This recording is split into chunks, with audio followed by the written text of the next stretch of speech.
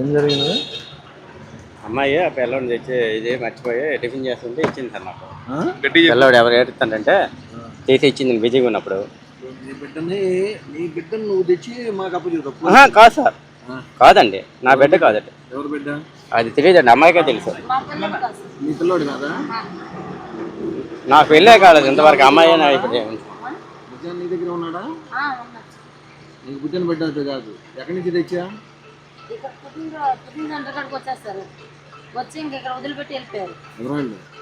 ఎవరో తెలియదు మనకి. ఇంకా ఎవరైనా వస్తారేమో చూసాము, ఎవరు రాలేదు. ఇంకా మా ఆయన నుండి సరే స్టేషన్ తీసుకెళ్తానమ్మా అని చెప్పారంటే ఇంక తీసుకొచ్చారు. ఎక్కడి నుంచి తెచ్చావు? నీ చెల్లి చెప్తున్నారు చెప్తారు వాళ్ళు. నిజం చెప్తే ఇబ్బంది పెట్టకుండా. లేదు సార్, నాకు 3 అబ్బాయిలు.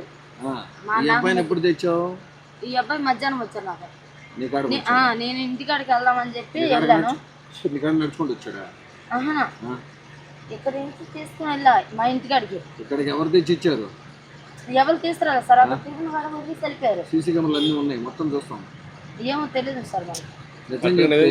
ఇబ్బంది పడకుండా లేదు సార్, నాకు 3 అబ్బాయిలు ఉన్నారు. అవును కరెక్టే తల్లి. ఇప్పుడు మీ చెల్లెలు వాళ్ళు మీ అక్కలు ఉన్నారు కదా, మీ బావగారు వాళ్ళు. అవును సార్, అక్కడికి వెళ్దాం, వాళ్ళు చెప్తారు కదా ఏం చేసేవన్నది. నిజం చెప్తా చూడు. నేను అక్కడ తీసుకెళ్ళా సార్ ఈ అబ్బాయిని. ఎవరిచ్చారమ్మా నీకు ఈ అబ్బాయిని తీసుకుపోవడానికి? చాలా ఇబ్బంది. కాకపోతే ఏంటంటే నేను పిల్లల కాడికి వెళ్ళాల్సి వచ్చి తీసుకుని ఆడికి వెళ్ళా. ఇంకా ఒక్కడే ఉన్నాడు కదా చిన్నోడు అని చెప్పి తీసుకుని వెళ్ళాను. అబద్ధమే సార్. అమ్మాయితో